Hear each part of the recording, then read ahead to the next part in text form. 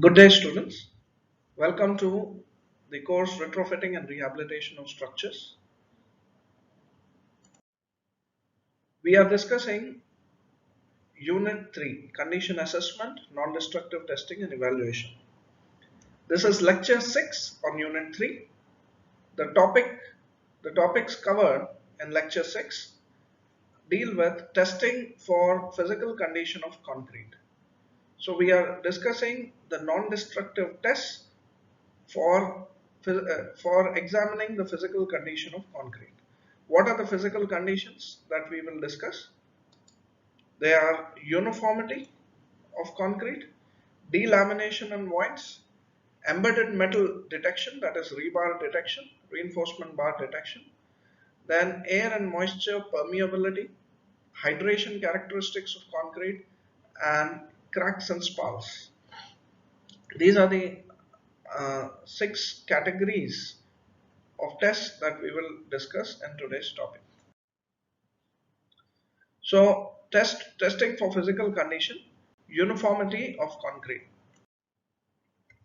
The testing methods for uniformity of concrete are petrographic analysis, ultrasonic pulse velocity method, Windsor probe test, rebound hammer test, core examination and testing. So these methods have been elaborately discussed in lectures 3, 4 and 5. So we will not repeat this again, but petrographic analysis through the microscopic study of uh, the microscopic study of concrete, we can understand whether the concrete has been uniformly mixed, or is there uniformity, or are there imperfections in mixing and compaction of concrete. We can get an idea through petrographic analysis. Of course, this is a costly method. Much easier method is ultrasonic pulse velocity method, and this is purely non-destructive. Windsor probe method is partially destructive. We use a gun to shoot the probe into the concrete and see how much is the depth of penetration. So if the depth of penetration of the Windsor probe is uniform for all the probes at different points of the concrete, then we can say that concrete has uniformity. Similarly, rebound hammer tests. If the rebound numbers we get are uniform over a region on concrete, then from rebound hammer test we can conclude that there is uniformity in concrete. So on. And then core examination at different points. Core examination is semi-destructive, Windsor probe is semi-destructive, petrographic analysis also requires some amount of scraping or removing a sample from the concrete. So these uh, first, third and fifth are semi-destructive, whereas ultrasonic pulse velocity and rebound hammer tests are purely non-destructive tests. This is how we can check uniformity of concrete. Testing for physical conditions, meaning for delaminations and voids.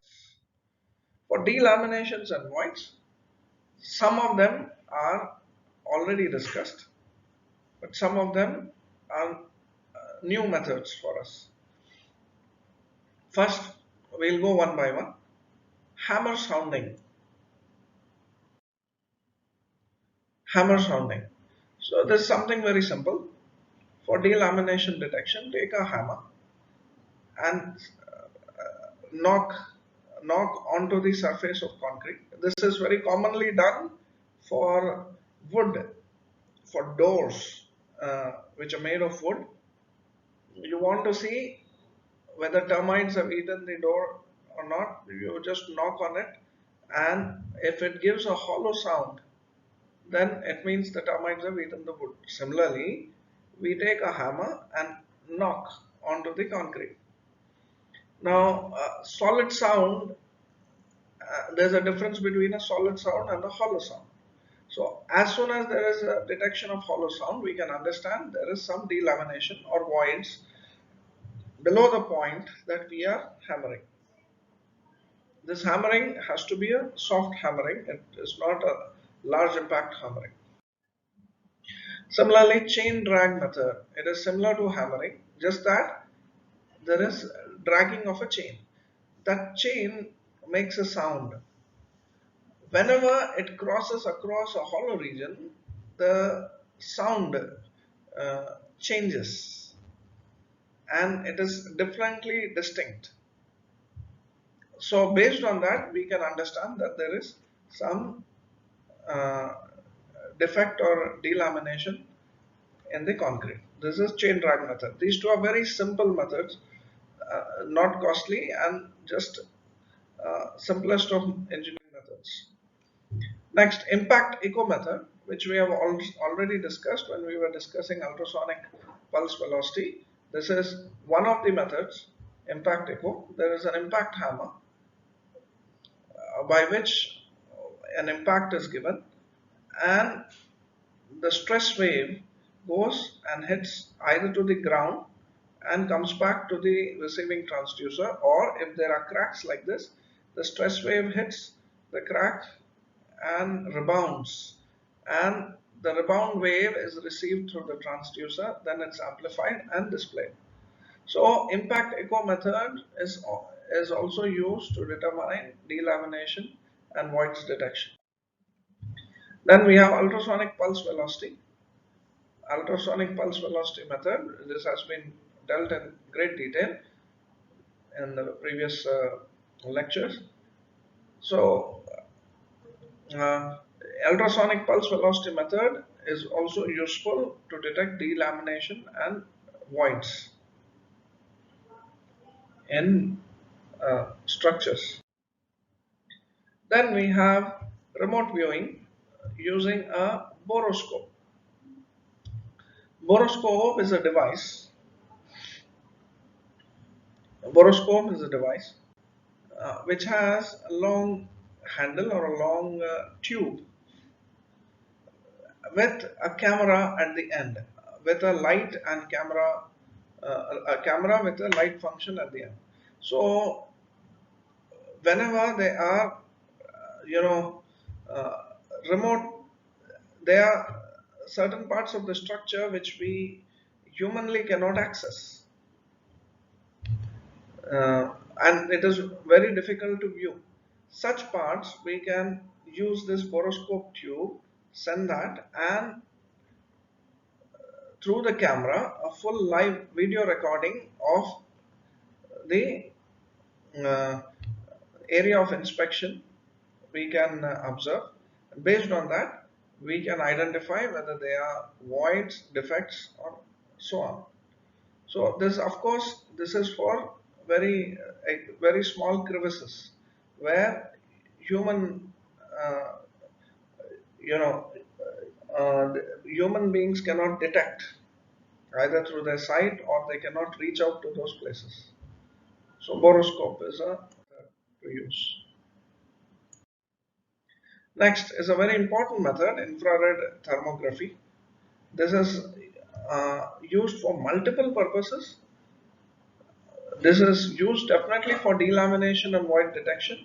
It is also used for moisture or water leakage detection in buildings. It's a very useful method. Infrared thermography is a method for measuring the temperature distribution on the surface. So very simple. On a surface, uh, through infrared thermography, infrared rays goes and reflects back, and immediately a temperature pattern according to different colors is plotted. Now it permits to detect the regions of heat production, example due to crack under cyclic loading or hotspot in a defective IC, or regions of homogeneous cooling, example due to blisters or air voids in a pavement or under waterproof membranes. In building phase of road construction, IR thermography can be used to control the temperature of single components. So when you get this pattern, Generally, when there are voids or uh, delamination, then in that air pocket the temperature may be lesser, so you will get a different color. And similarly, whenever there is water bodies, for example, we are checking a slab with infrared thermography, and let us say water pipeline is passing through that slab. Now on that slab, on that water pipeline, the temperature will be cooler compared to the rest of the slab. Immediately there will be different color indicating that there is a passage of water. There are very beautiful videos on the internet which you can see on infrared thermography camera.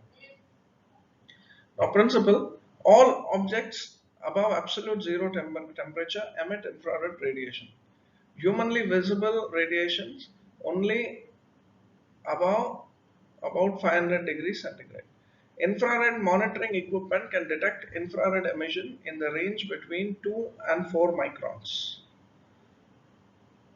The thermograms taken with an infrared camera measure the temperature distribution and the surface of the object at the time of the test. So, factors affecting temperature measurement. Since the infrared system measures surface temperatures only, the temperature measured are influenced by three factors: subsurface configuration, surface condition, and environment. As an NDT technique for inspecting concrete, the effect of subsurface configuration is usually most interesting. All the information revealed by the infrared system lies on the principle that heat cannot be stopped from flowing from warmer to cooler areas. It can only be slowed down by insulating effects of the material through which it is flowing. Various types of construction materials have different insulating abilities or thermal conductivities. In addition, different types of concrete defects have different thermal conductivity values. For example, an air void has lower thermal conductivity compared to the surrounding concrete. Hence, the surface of a section of concrete containing an air void would be expected to have slightly different temperature from a section of the concrete without air void. So this, whatever I have explained earlier, is there in the written form. So factors affecting subsurface surface temperature measurement: the solar radiations, cloud cover, ambient temperature, wind speed, surface moisture. So these are external for us. For building point of view, surface moisture is an important consideration. Of course, these are considerations for when to use the camera, which part of the day camera to be used. So this is an example of uh, area that is scanned, and you see different variations, and there are some spots here. So a very expert, uh, thermography engineer or technician, he can identify what exactly is the defect in the building. We can, there are color settings. Red would refer to higher temperature, okay, and then there are transition colors, and then finally blue refers to lower temperatures, or the color combinations can be reset in a camera. So infrared thermography, a last point before we move further, infrared thermography is a great way to detect leakages in structures. So wherever, sometimes it so happens that there is a water leakage in one bathroom or wash area, and the leakage spreads through the slabs to the adjacent rooms to the beams, and it comes out as a leak somewhere else. Now one wonders why there is a leak at that point. At that point of time, this infrared thermography can help us identify to track the entire region how water is percolating, and we can identify the source of water leakage. Of course, in India, this is not used because it's a very costly equipment. So it is not so commonly used, but this is available. Next, testing for physical condition. Uh, now we did. Now we discuss about embedded metal detection.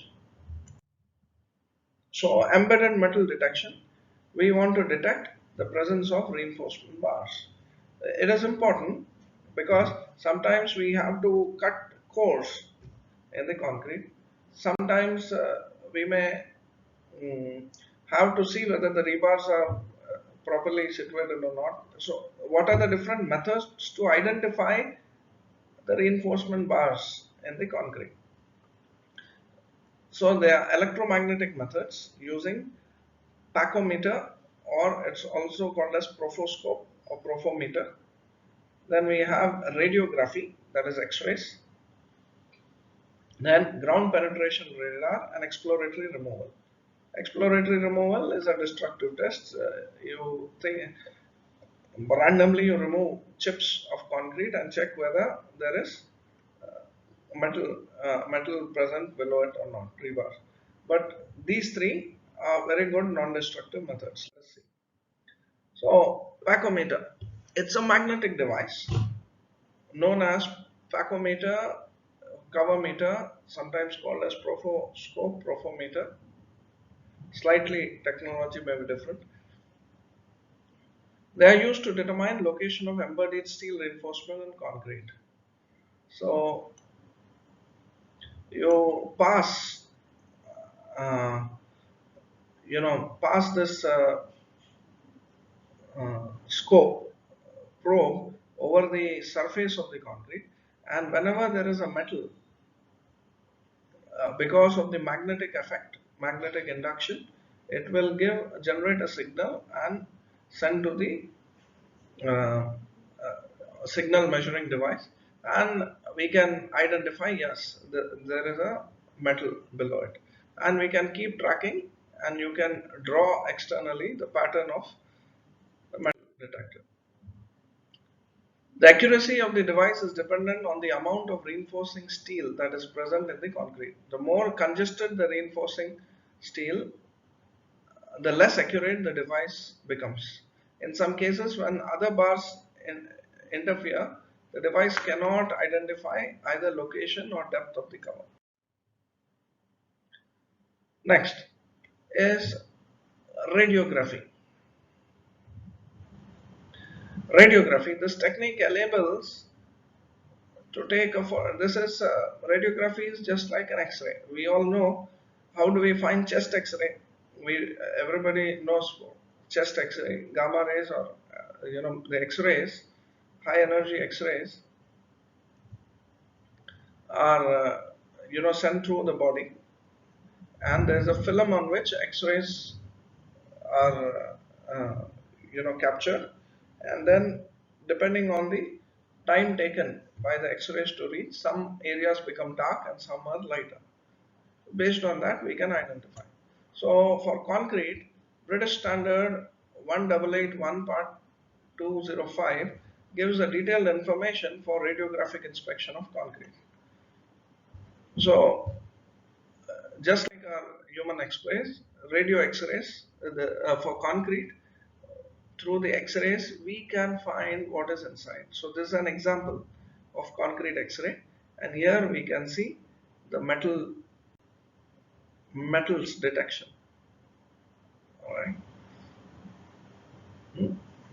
Here we can very clearly see the reinforcement bars and other conduits. So you can see here these are the rebars.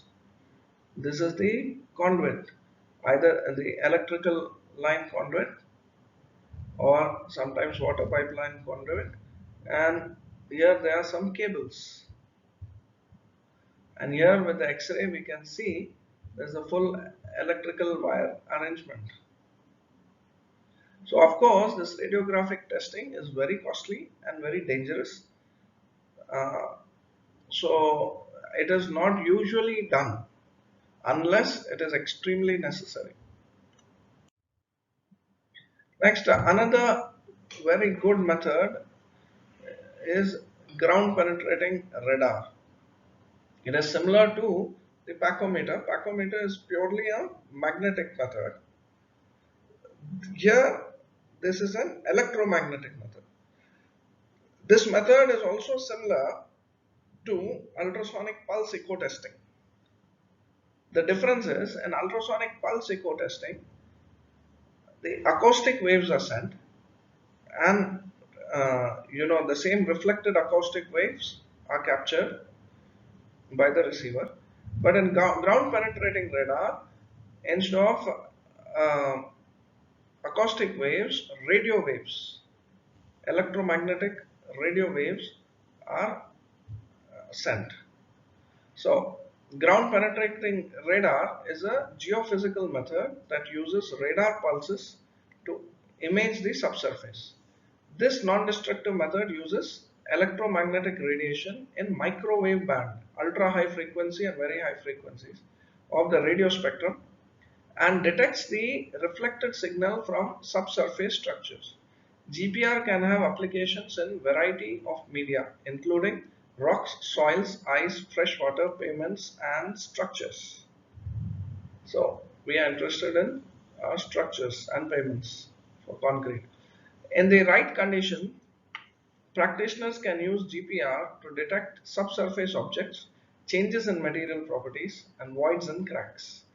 Here we are using this for embedded metal detection. So we will just see in the coming slides. Now, there's the principle. Ground penetrating radar uses high frequency, usually polarized radio waves, usually in the range of 10 megahertz to 2.6 gigahertz. A GPR transmitter and antenna emits electromagnetic energy into the ground. When the energy encounters a buried object or a boundary between materials having different permittivities, it may be reflected or refracted or scattered back to the surface. A receiving antenna can then record the variations in the return signal. The principle involved are similar to ultrasonic pulse echo method, except GPR methods implement electromagnetic energy rather than acoustic energy. And energy may be reflected at boundaries where subsurface electrical properties change rather than subsurface mechanical properties, as is the case with C-SPAN. So this is a setup of a ground penetrating radar system. There is the antenna. There is a transmitter and a receiver. So a radar is generated, it is transmitted through the antenna, it is sent down to the ground or the uh, object which is being tested, maybe concrete, and then the radar is reflected back and received, and it is goes into the control unit, and with processing you will get into a oscillographic recorder and it will be displayed. So this is the basic method for uh, ground penetrating radar.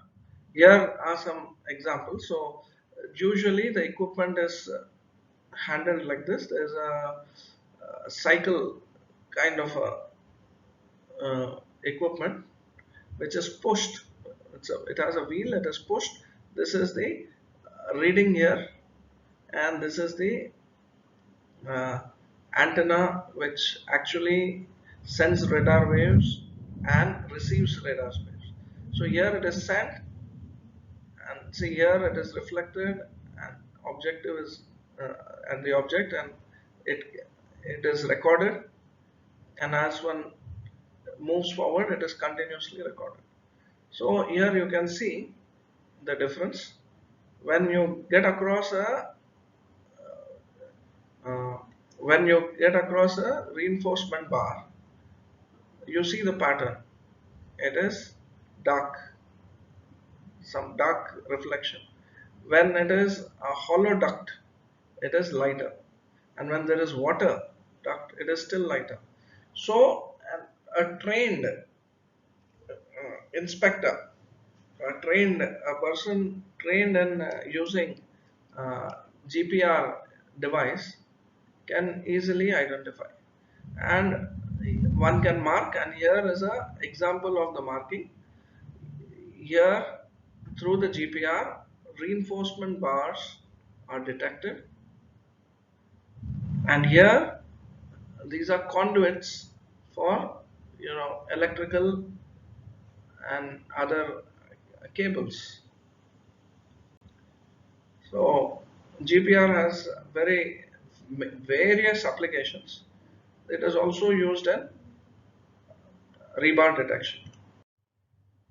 Next, air and moisture penetration and permeability test.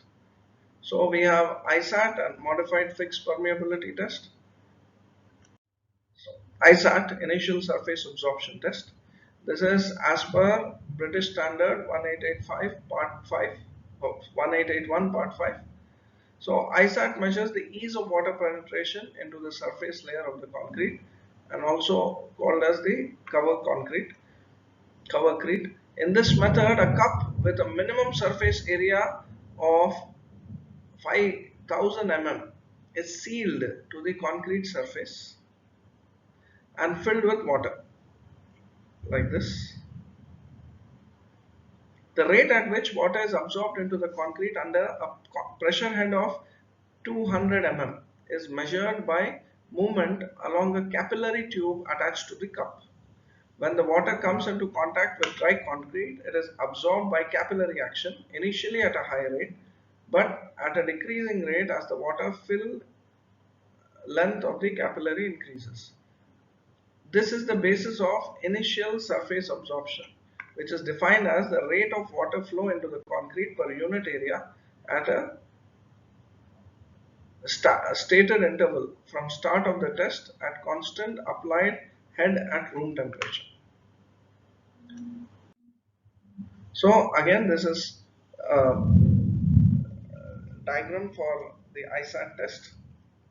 There is a capillary tube attached, and the reading of how much penetration of water is there. This is the cup, 200 mm head is applied, and water is penetrated into the concrete. So there are relations for initial surface absorption. It is A by T power n. T is the time, A is a constant, and n is a parameter depending on the various mechanisms used. Next, again, another test along with the ISAT test is modified fixed permeability test. The test can be used to determine the rate of water as well as air penetration into the surface layer of the concrete. So it's a similar one, just that instead of this is used for both water as well as air penetration. However, it happens through a needle, hypodermic needle. Okay, so water permeability is measured at a head of 100 mm with a very fine cannula passing through a hypodermic needle to touch the base of the cavity. A two-way connector is used to connect this to a syringe and to a horizontal capillary tube set 100 mm above the base of the cavity. Water is injected through the syringe to replace all the air, and after 1 minute the syringe is isolated with a water meniscus in a suitable position. The time for the meniscus to move 50 mm is taken as the measure of water permeability of concrete.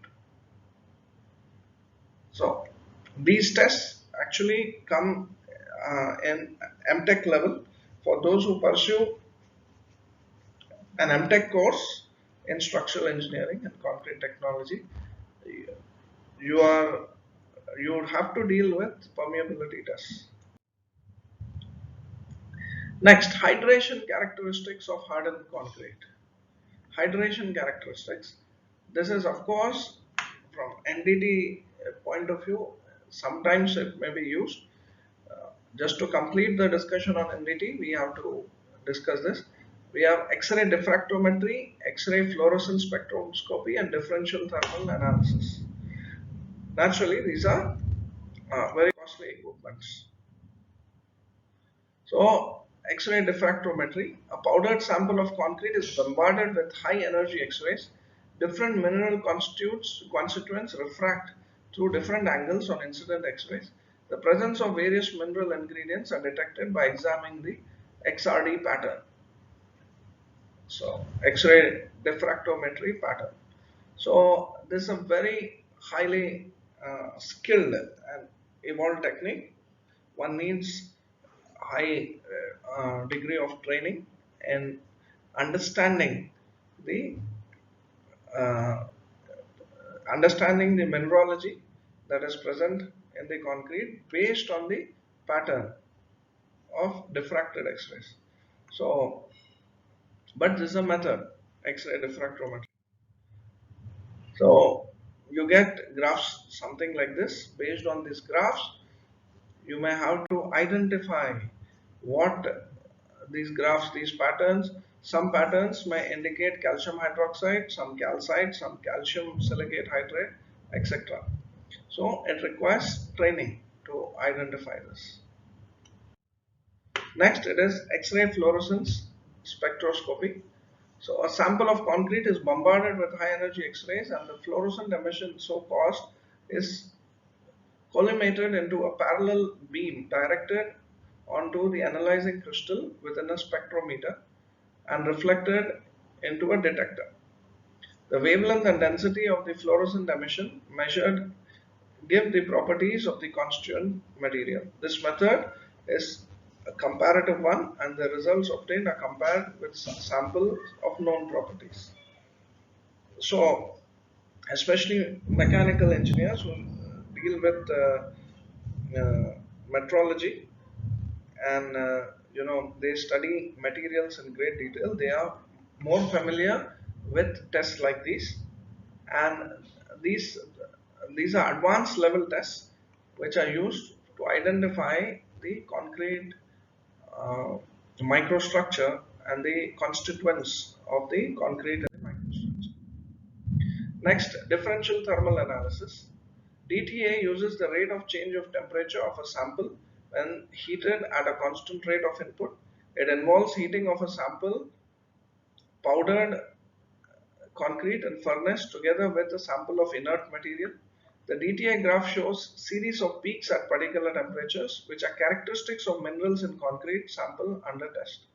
This test is useful for assessment of exposed temperature for a fire damaged concrete structure, and can also be used for assessment of depth of affected concrete. And the last part is cracks and spalls. How to identify cracks and spalls?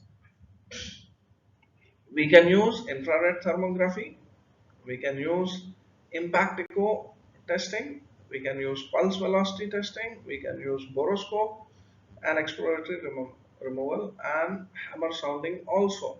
Hammer sounding, we have already discussed it. So all of these tests have been discussed. So we have discussed all these tests. Now, summary for NDT of concrete. Now depends on what you want, what are the tests we should do. So what are you looking for? What test should you adopt? So all the tests that we have discussed, now let us try to summarize. We went by different things. Now if we want compressive strength, which are the tests that we should go for? Core testing. It's a semi-destructive test or partially destructive test. And we have Windsor probe test for compressive strength. It is a semi-destructive test. Core testing is the best test. Windsor probe test, we have to rely on the charts. Then we have a rebound hammer test. Okay, this is a non-destructive test. Uh, Again, we have reliability on charts. Then we have pull-out tests, either log test or capo test. Then we have ultrasonic pulse velocity. So this gives an indirect way of concrete strength. It doesn't give concrete strength directly. Rebound hammer test has some correlation of concrete strength based on the rebound number. So for compressive strength, these are the tests we can do. These two are purely non-destructive, others are partially destructive. Next, if we want tensile strength, we have pull-off test and split tensile test. Pull-off test we have discussed, and split tensile test is a common test in concrete laboratory. Flexural strength, this is also a test in concrete laboratory. We have not discussed this in this context of NDT testings. Center point and third point load test. Next, for bond strength, we can use pull-off testing. Next, for corrosion of reinforcements, there are many tests. Half cell potential method to identify zones of corrosion. Then electrical resistivity, 4-probe resistivity test to identify the rate of corrosion. And surface potential technique, we have not discussed these, but these are available.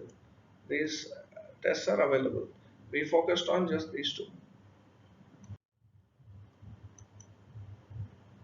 Next, carbonation depth measurement. Most important is acid-base indicators, phenolphthalein solution we sprinkle, and if it changes to pink, then it is not carbonated. If it doesn't change the color, it is carbonated. Then we have petrographic analysis, examination under microscope. Then X-ray diffraction test for carbonation depth, and infrared thermography for carbonation depth measurement. Of course, the easiest one is phenolphthalein solution. Then for alkali aggregate reaction, petrographic analysis and uranyl acetate fluorescence method. For chloride content, we have chlorimeter or rapid chloride penetration tests. Or concrete uniformity, we have core testing, Windsor probe test, rebound hammer test, petrographic analysis, ultrasonic pulse velocity test. Then for delamination and voids detection, hammer sounding, chain drag test, impact echo test, infrared thermography, ultrasonic pulse velocity, and remote viewing using borescope. Water leakage, we can use infrared thermography. Embedded metal detection, packometer. Then radiographic tests, ground penetrating radar. So the references for this lecture, the primarily most of the material has been taken from this book, Peter Amen's book on concrete repair and maintenance illustrated. Some aspects have been taken from CPWD handbook and guidebook on non-destructive testing of concrete structures. There are some very good web resources for impact echo tests, borescope, infrared thermography, packometer, radiography, GPR, ISAT, and modified PIGS permeability. Some of these videos are very simple. It will give an overview of how the method actually works. So students can refer to these slides and also watch these videos and come back to the slides. You will get a better understanding. So with this, we complete the discussion on the third unit, non-destructive testing. Thank you.